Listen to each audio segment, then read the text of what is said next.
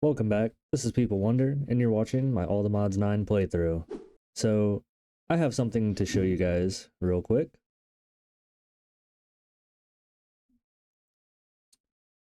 Yeah, so as you may notice, there have been some major changes to the base since the last time we recorded. I added these giant gray pillars on either side, and I filled in some of the ground here. I actually had gray all the way across, but I didn't like that, so I decided to go ahead and change that. And I took away the mountain, or the hill rather, on the left, which kind of gets rid of some of the enclosed feeling of my base. So I'm not really loving that. I think I'm going to go ahead and revert that, which you can see I've already started to do with having this grass laid out here. So yeah, I'm probably going to go ahead and build that up. But, oh, I got bored of that in the meantime. And yeah, as you can see up here, I finished some of the path going around. I did the same thing on this side.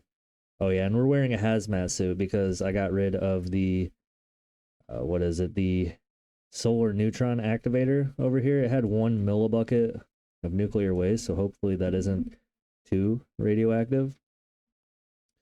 And as you can see, I went ahead and moved my fizzle fuel setup over a little bit.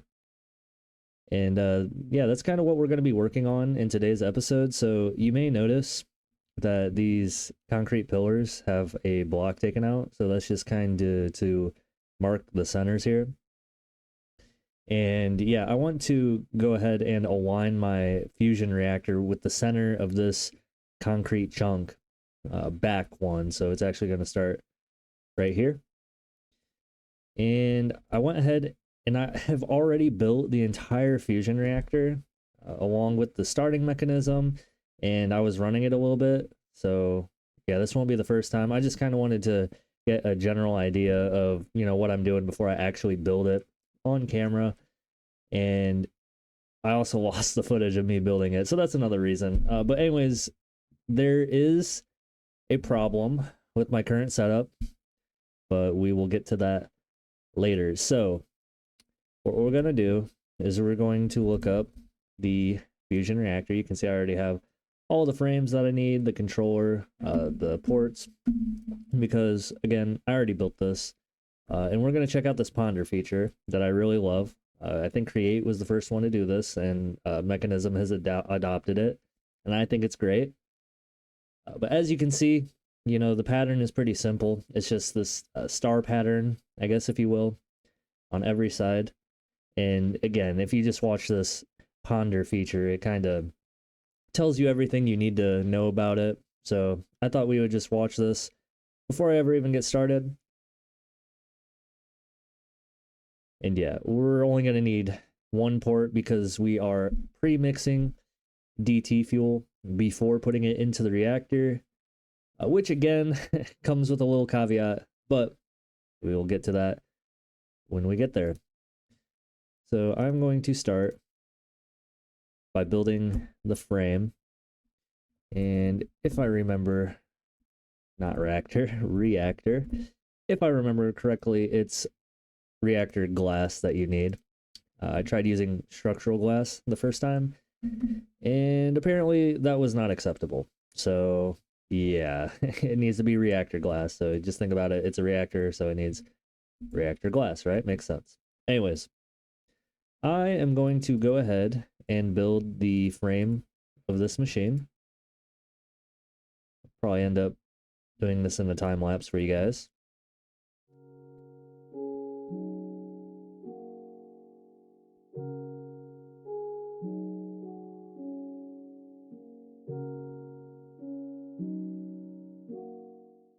Yeah, something like that. Jeez, that was way harder than it needed to be.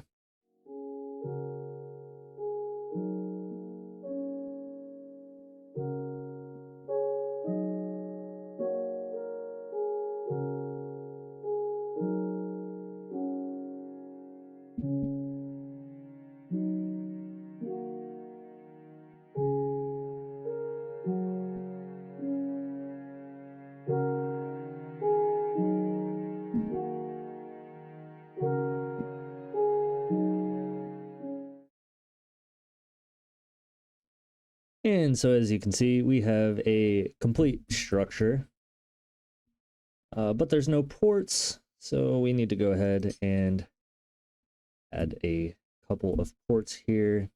We're going to use one port for the input of DT fuel, one port for the output of energy. So that's all there is to the basic fusion reactor frame. Pretty simple, and the Ponder feature lays it out perfectly for you in case you ever need some guidance if you're doing this yourself in the future. Oh, and one more thing, we do need to have a laser matrix focus, which I'm going to go ahead and put right here. So basically, whenever you start up your fusion reactor, you need to put a holocron into the fusion reactor with some DT fuel. And the holocron it just holds the fuel for you anyways. And you need to give it a laser blast of 400 million FE to get the process ignited and started. And I guess you can use a resistive heater, but apparently the energy is way worse. And I mean, let's be honest here, the lasers are way cooler. So that is going to be the method we will be using. Once I get these lasers all set up here, I'm going to need some laser amplifiers. Go ahead and put some of these lasers back because I do want to lay out the laser amplifiers first. Probably go ahead and grab some concrete just to help us build the structure. So the laser amplifiers can be chained together. I might even say should be chained together just because, yeah, it's going to take forever. The lasers are not the fastest thing in the world, but again, they're more energy efficient. So it's definitely the preferred method. And all you need to do here, yeah, so this red port, you can't flip it with the wrench. It faces opposite of the block that you place it on, which is a little bit annoying. I wish you could place the block and then flip it around the way that you want it, but you cannot. So just keep that in mind when you're building this thing, if you're ever building this thing. 2, 3. So that's the back there. And again, we're just chaining these guys together. So this laser amplifier shoots into this one, into this one, into this one, which then all gets shot into the laser focus matrix and ignites the reaction. We're going to go ahead and put a button right here, just so we can manually activate it. I know that you can do like some sort of self-control where when this thing gets to 400 million FE, it'll automatically shoot on its own, but we don't just want it firing repetitively. And furthermore, I want this thing to be able to run non-stop, so one press of the button should be good enough. But again, now we need to go ahead and place all of these lasers. So we want the laser right here in a space in between. I don't think that's entirely necessary. That's just how I want to build my setup. So that's how we are going to do it. A few lasers on that side. Gotta kind of lay these guys out. And we'll throw a few lasers on this side. Boom. Those will run out of energy here soon. Yep, just like that. Go ahead and get rid of the concrete.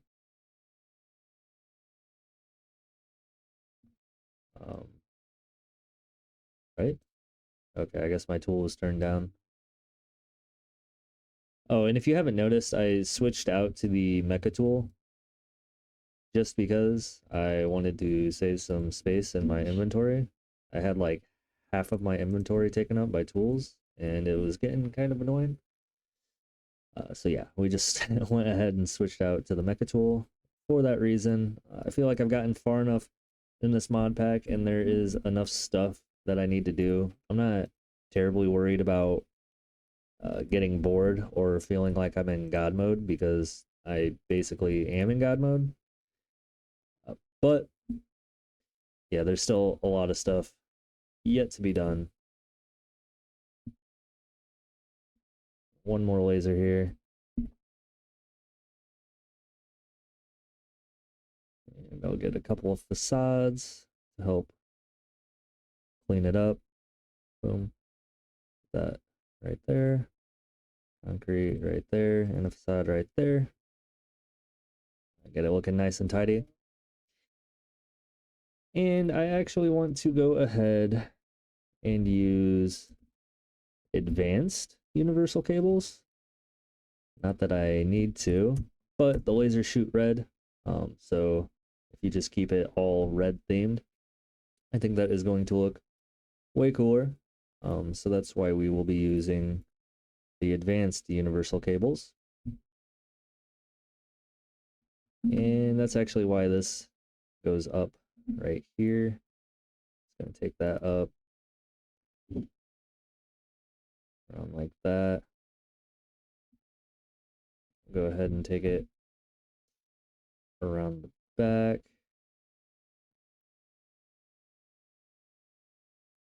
Real quick.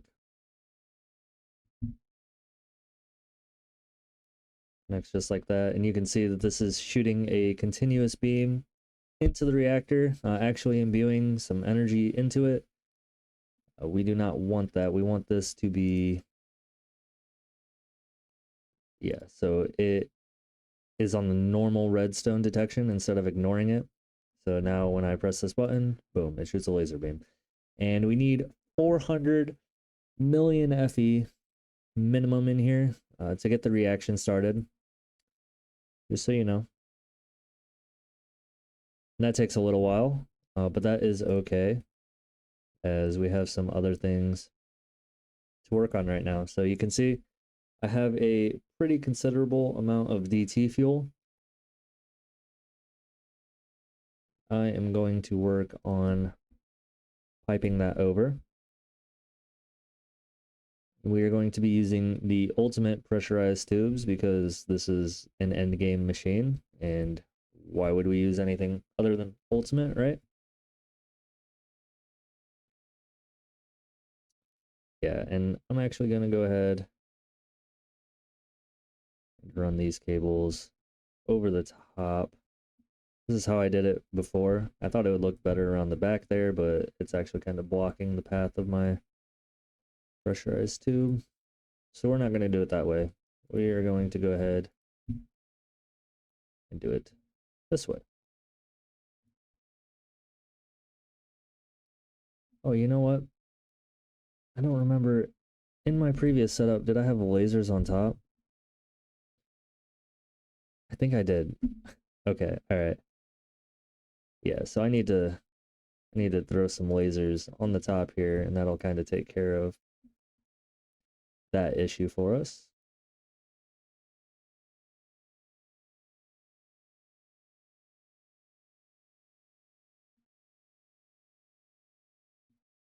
Clear that out. That's all set up.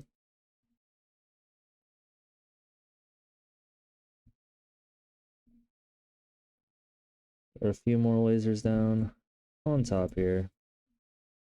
Just like that.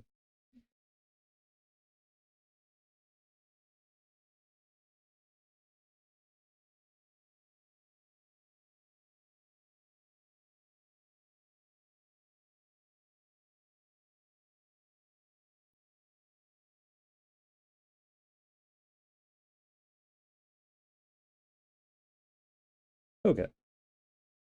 And there we are. We have the lasers fully set up. I'm not worried about having a laser shoot into the back here just because I don't want to use up any more of this space. We're pretty much capped out on space as it is. And one laser is really not going to make that much of a difference here in the charge time. it's just going to take a while. And that is okay, because we should only have to fire it once. So now we have all of that done. I can go ahead and run my pressurized tube real quick. We'll just take this path right over the mechanical pipe. Actually, one too high. Don't want it to have to change elevation at all. I just want it to run straight into the reactor. Taking this path here. Oh, not like that. Like that, with the push into the reactor. Yeah, and I'm super slow because I'm wearing my hazmat suit right now and not my enchanted boots. Yeah, I forgot what it's like not having like plus 200% speed. Actually, my screen's all zoomed in too, so yeah, it's just kind of odd.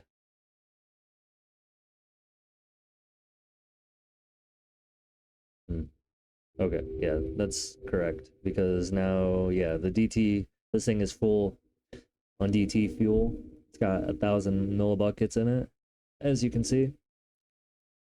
So now that we are feeding the reactor with the DT fuel, I can go ahead and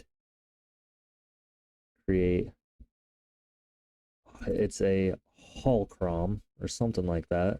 Holcrom. I don't know how to pronounce that.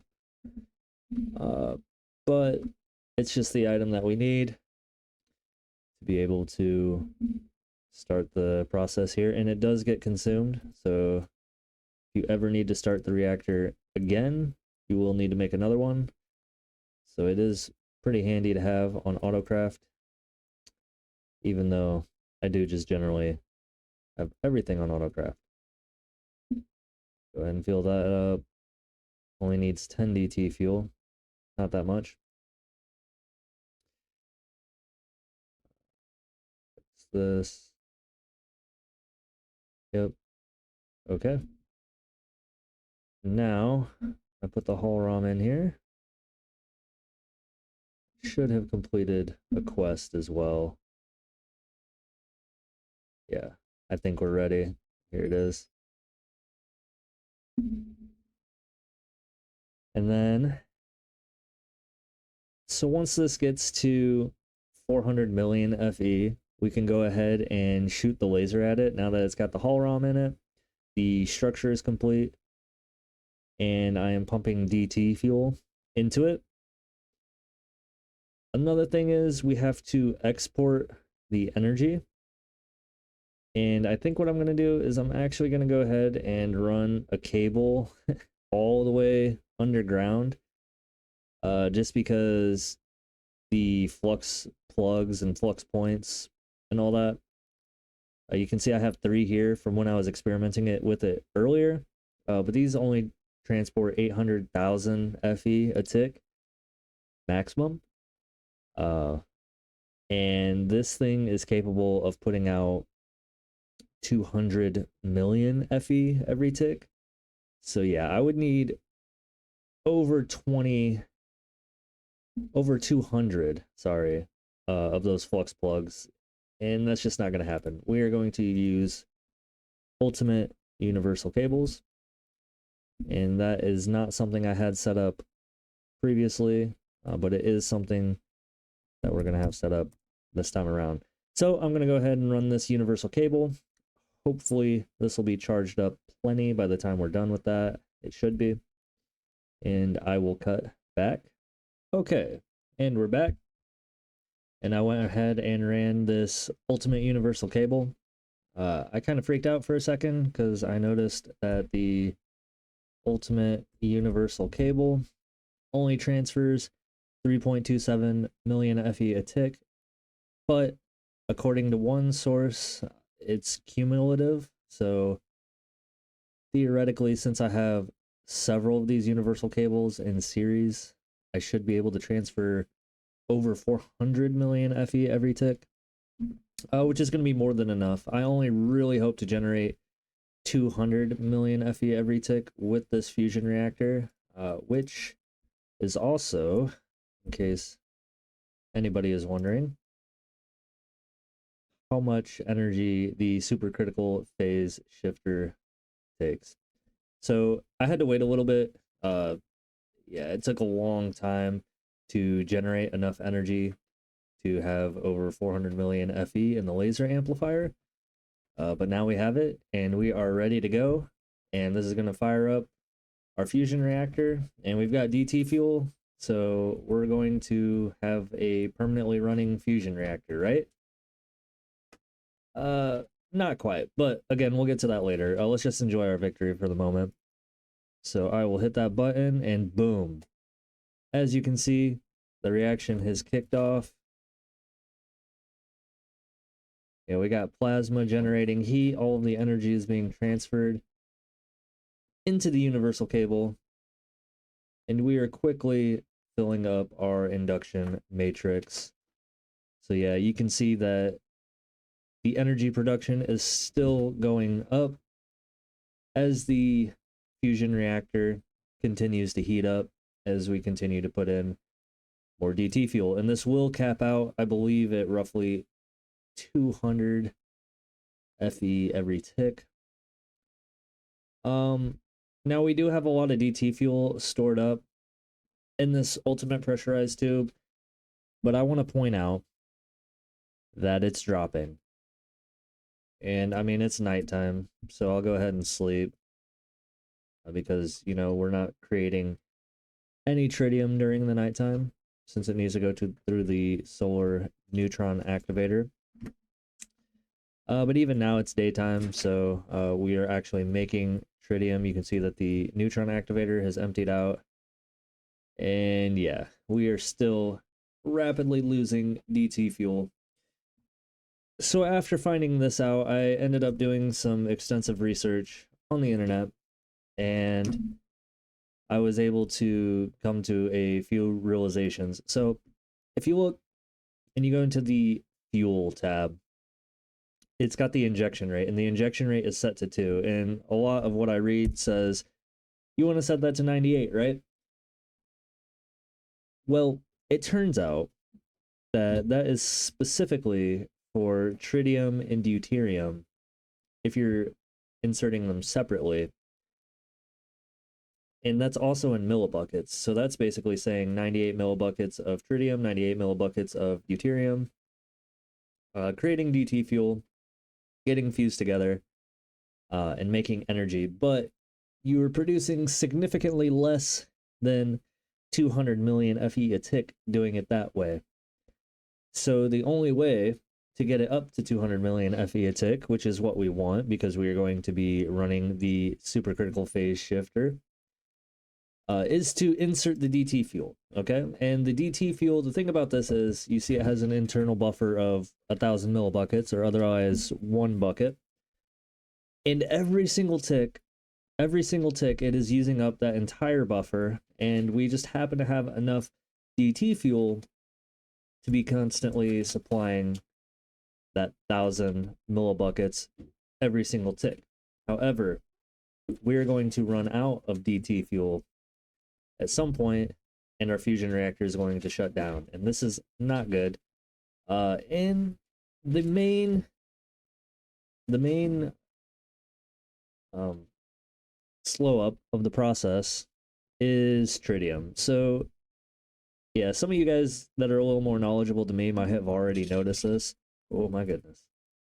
But we are feeding lithium into the chemical oxidizer, which is then making gaseous lithium. We're putting it into the solar neutron activator. That's getting mixed with the deuterium, and we're making DT fuel with that. And yeah, it's just not fast enough. So after doing some research, I found out, obviously it's equal parts tritium and deuterium. So you need 500 millibuckets of tritium every tick. I went through this whole process, right? So you go to the solar neutron activator. It's 1 for 1, 1 millibucket of lithium, 1 millibucket of tritium. That's cool. So you look into lithium, you decondensentrate, liquid lithium. You click on liquid lithium, you go to the thermal evaporation controller or the thermal evaporation plant, and you can see that it requires 10 millibuckets of brine for 1 millibucket of liquid lithium. So you are not getting the greatest yields. And after doing some research, I found out that a maximum size thermal reaction plant with resistive heat added in to get it up to the maximum heat, so it's at the maximum size, maximum production, you can create 1080 millibuckets every tick.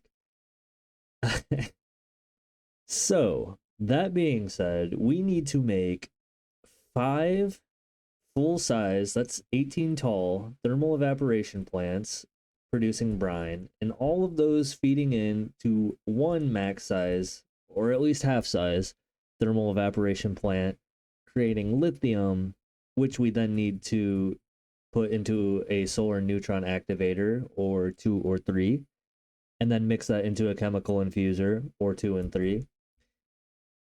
And I'm also probably going to need to have more deuterium production, because it looks like my deuterium production is not as fast as it needs to be. It needs to be 1,000 millibuckets every tick. It's looking like it's maybe not even 100 millibuckets every tick.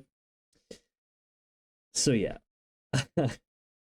In the previous episode, I said that this setup was actually way easier than the fission reactor setup, and I should have known that that was wrong. But yeah, I learned the hard way. So anyways, now we got to go down this rabbit trail, and we have to go ahead and make the proper infrastructure to get this thing running permanently. Yeah, as you can see, it already stopped reacting because we just are not putting in enough fuel. So let's go ahead and jump down the rabbit hole, I guess.